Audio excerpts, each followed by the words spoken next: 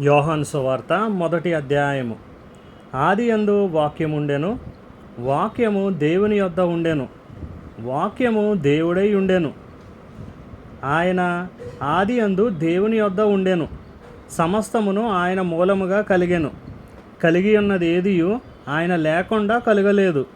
ఆయనలో జీవముండెను. ఆ జీవము మనుష్యులకు వెలుగై ఉండెను. ఆ వెలుగు చీకటిలో ప్రకాశించుచున్నది గాని చీకటి దాన్ని గ్రహింపకుండెను. దేవుని యొద్ద నుండి పంపబడిన ఒక మనుష్యుడు ఉండెను. అతని పేరు యోహాను.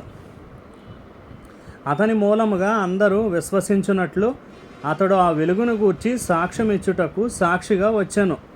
అతడు ఆ వెలుగై ఉండలేదు గాని ఆ వెలుగును గూర్చి సాక్ష్యమిచ్చుటకు అతడు వచ్చెను.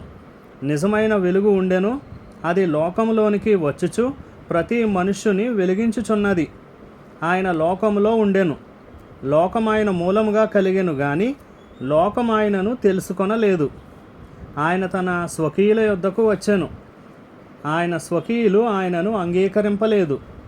తన్ను ఎందరు అంగీకరించిరో వారికి అందరికీ, అనగా తన నామమునందు విశ్వాసముంచిన వారికి దేవుని పిల్లలగుటకు ఆయన అధికారము అనుగ్రహించెను. వారు దేవుని వలన పుట్టినవారే గాని రక్తము వలనైనను శరీరేచ్ఛ వలనైనను మానుషేచ్ఛ వలనైనను పుట్టినవారు కారు. ఆ వాక్యము శరీరధారి అయి కృపాసత్య సంపూర్ణుడుగా మన మధ్య నివసించెను. తండ్రి వలన కలిగిన అద్వితీయ కుమారుని మహిమ వలె మనము ఆయన మహిమను కనుగొంటిమి.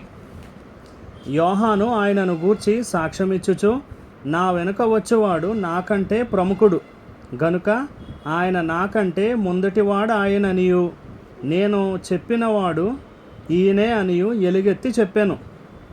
ఆయన పరిపూర్ణతలో నుండి మనమందరము కృప వెంబడి కృపను పొందితిమి.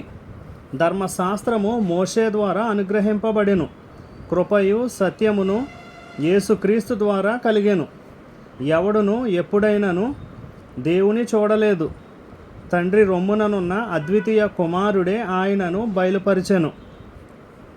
నీవెవడవని అడుగుటకు యూదులు యెరూషలేము నుండి యాజకులను లేవీయులను యోహాను నొద్దకు పంపినప్పుడు అతడిచ్చిన సాక్ష్యమిదే. అతడు ఎరుగననక ఒప్పుకొనెను, క్రీస్తును కానని ఒప్పుకొనెను. కాగా వారు, మరి నీవెవరవు, నీవు ఏలియావా అని అడుగగా అతడు కాననెను. నీవు ఆ ప్రవక్తవా అని అడుగగా కానని ఉత్తరమిచ్చెను. కాబట్టి వారు, నీవెవరవు, మమ్ము పంపిన వారికి మేము ఉత్తరం ఇయ్యవలెను, నిన్ను గూర్చి నీవే చెప్పుకొనుచున్నావని అతన్ని అడిగిరి. అందుకతడు, ప్రవక్త అయిన యెషయా చెప్పినట్టు, నేను ప్రభువు త్రోవ సరళము చేయుడి అని అరణ్యములో ఎలుగెత్తి చెప్పు ఒకని శబ్దము అని చెప్పాను. పంపబడిన వారు పరిసయ్యులకు చెందినవారు. వారు, నీవు క్రీస్తువైనను ఏలియావైనను ఆ ప్రవక్తవైనను కాని ఎడల ఎందుకు బాప్తిస్మం ఇచ్చుచున్నావని అతనిని అడుగగా యోహాను, నేను నీళ్లలో బాప్తిస్మం ఇచ్చుచున్నాను గాని నా వెనుక వచ్చుచున్నవాడు మీ మధ్య ఉన్నాడు, మీరాయన నెరుగరు. ఆయన చెప్పుల వారును విప్పుటకైనను నేను యోగ్యుడను కానని వారితో చెప్పెను. యోహాను బాప్తిస్మం ఇచ్చుచున్న యోర్దాను నదికి ఆవలనున్న బేతనియాలో ఈ సంగతులు జరిగెను.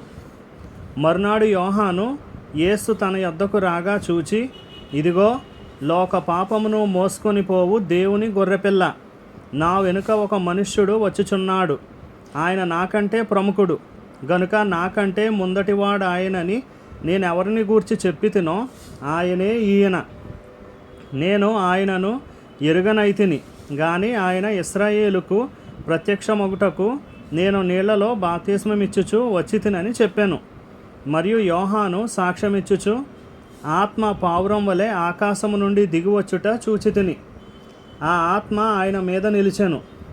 నేను ఆయనను ఎరుగనైతిని గాని నీళ్లలో బాప్తిస్మం ఇచ్చుటకు నన్ను పంపినవాడు, నీవెవని మీద ఆత్మ దిగివచ్చి నిలుచుట చూతువో ఆయనే పరిశుద్ధాత్మలో బాప్తిస్మం ఇచ్చువాడని నాతో చెప్పాను. ఈయనే దేవుని కుమారుడని నేను తెలుసుకొని సాక్ష్యమిచ్చితినెను.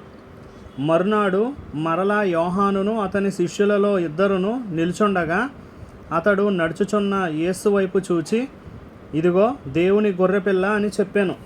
అతడు చెప్పిన మాట ఆ ఇద్దరు శిష్యులు విని యేసును వెంబడించిరి. యేసు వెనుకకు తిరిగి వారు తన్ను వెంబడించుట చూచి, మీరేమి వెతుకుచున్నారని వారిని అడగగా, వారు, రబ్బీ, నీవు ఎక్కడ కాపురం ఉన్నావని ఆయనను అడిగిరి. రబ్బీ అను మాటకు బోధకుడని అర్థము. వచ్చి చూడుడని ఆయన వారితో చెప్పగా, వారు వెళ్ళి ఆయన కాపురమున్న స్థలము చూచి ఆ దినము ఆయన యొద్ద బస చేసిరి.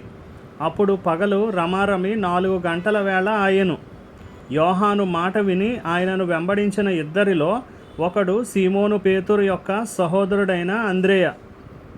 ఇతడు మొదట తన సహోదరుడైన సీమోనును చూచి, మేము మెస్సియాను కనుగొంటిమని అతనితో చెప్పి యేసునొద్దకు అతన్ని తోడుకొని వచ్చెను.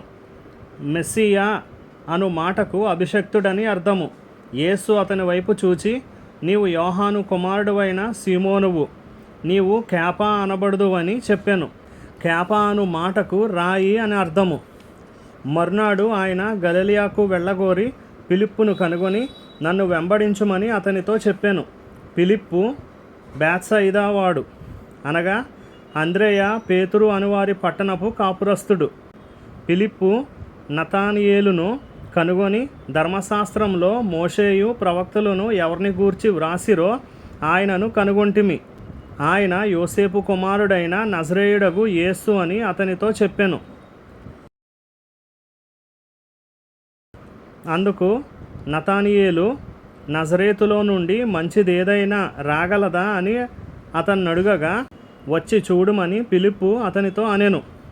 యేసు నతానియేలు తన యొద్దకు వచ్చుట చూచి, ఇదిగో ఇతడు నిజముగా ఇశ్రాయేలీయుడు, ఇతని యందు ఏ కపటమును లేదని అతని గూర్చి చెప్పాను. నన్ను నీవు ఎలాగూ ఎరుగుదు అని నతానియేలు ఆయనను అడుగగా, యేసు, ఫిలిప్పు నిన్ను పిలువక మునిపే నీవు ఆ అంజూరపు చెట్టు క్రింద ఉన్నప్పుడే నిన్ను చూచితినని అతనితో చెప్పాను. నతానియేలు, బోధకుడా, నీవు దేవుని కుమారుడవు, ఇశ్రాయేలు రాజువు అని ఆయనకు ఉత్తరమిచ్చాను. అందుకు యేసు, ఆ అంజూరపు చెట్టు క్రింద నిన్ను చూచితినని నేను చెప్పినందువలన నీవు నమ్ముచున్నావా? వీటికంటే గొప్ప కార్యములు చూతువని అతనితో చెప్పాను. మరియు ఆయన, మీరు ఆకాశము తెరవబడుటయు దేవుని దూతలు మనుష్య కుమారుని పైగా ఎక్కుటయును దిగుటయును చూతురని మీతో నిశ్చయముగా చెప్పుచున్నానెను.